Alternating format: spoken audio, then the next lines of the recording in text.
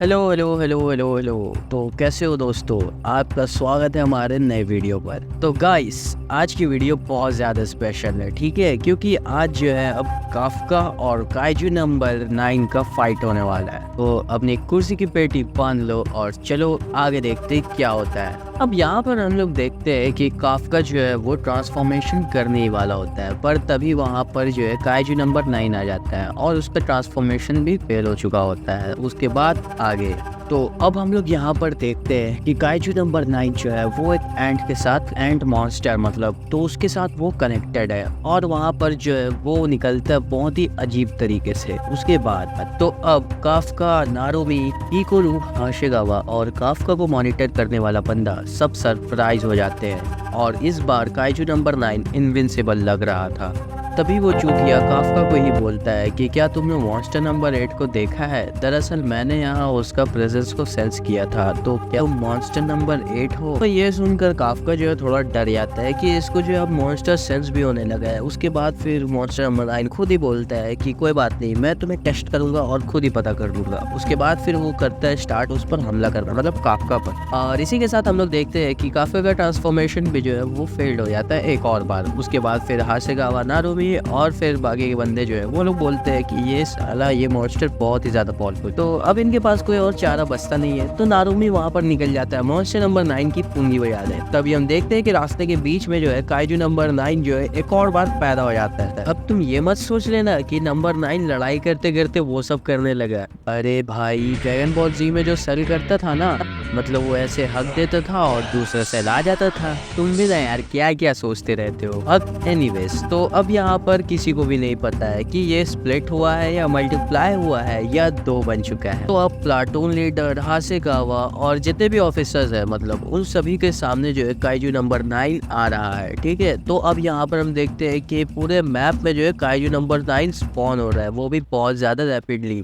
और भाई धीरे धीरे करके ये पूरी जगह एकदम अजीब सी चीज़ों में बदलने लगती है और यहाँ पर हम देखते हैं कि मॉन्स्टर नंबर 9 जो है वो क्या से क्या हो गया।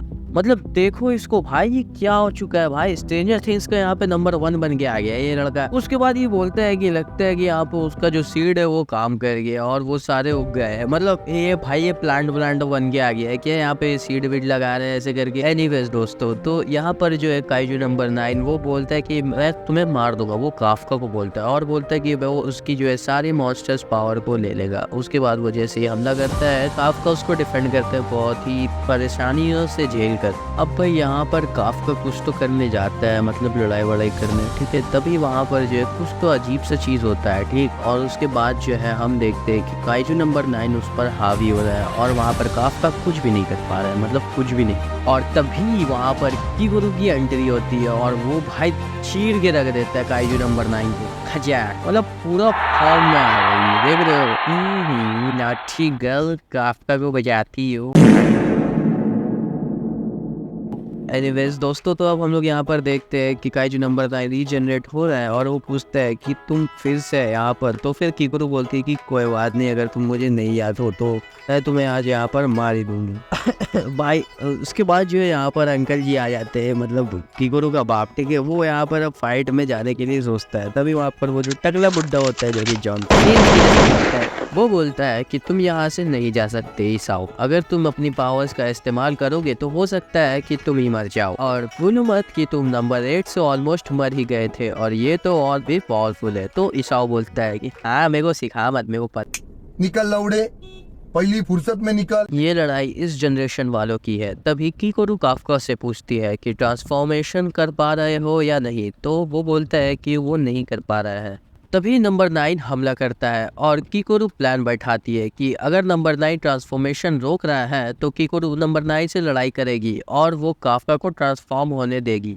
तो भाई अब ये छोटा बिन थोड़ी ना है कि वो ऐसा लड्डू खाएगा और वहाँ पर जाएगा और उसको मार के खत्म कर देगा प्लान बैठा करके। भाई ये एनीमे है, यहाँ पे भाई विलेन भी दिमाग वाला होता है, वो बोलता है कि भाई ये तुम लोग सही नहीं कर रहे हो, ये फेयर चीज नहीं है, मैं भी यहाँ पर स्प्लिट हो जाता हूँ, अब मैं भी लड़ूंगा 2 लोग। जब बात अब होगी ना फेयर फाइट, तो अब नंबर 9 हमला करना स्टार्ट करता है और काफका तो बच जाता है जैसे तैसे, पर कीकोरू डिफेंड नहीं कर पाती है और उससे कुछ हिट्स लग जाती है। और तभी वहां पर जो है काइजू नंबर 9 सोचता है कि उसने उसको मार ही दिया। वंस अगेन दोस्त, छोटा भीम थोड़ी है जो एक बार मारेगा तो उठ नहीं पाएगा। उसके बाद हम लोग देखते हैं तो भाई अब कीकोरू जो है वो काइजू नंबर 9 के एकदम मुंह के पास जाकर के बोलती है कि अब वो दोबारा वो चीज खोना नहीं चाहती, वो भी बिना कुछ किए। इस बार जो है वो काफका प्रोटेक्ट करने के लिए पूरी जान लगा देती है और बहुत ही ज्यादा ताकतवर हमला स्टार्ट करती है। तभी वहां पर हम देखते हैं कि ईसाओ और वो जो टकला है वो सब लोग सरप्राइज हो जाते हैं कि कीकोरू इस तरह से लड़ रही है। और तभी हम लोग देखते हैं कि वहां पर ईसाओ को जो है कुछ याद आने लगता है। वहां पर हम लोग देखते हैं कि ईसाओ को एक पुराना याद दिख रहा है जहाँ पर कीकोरू बहुत ही ज्यादा छोटी है और उसकी जो मॉम है वो यहाँ पर 2nd यूनिट की कमांडर है और वो बहुत ज्यादा पॉपुलर भी है, बिल्कुल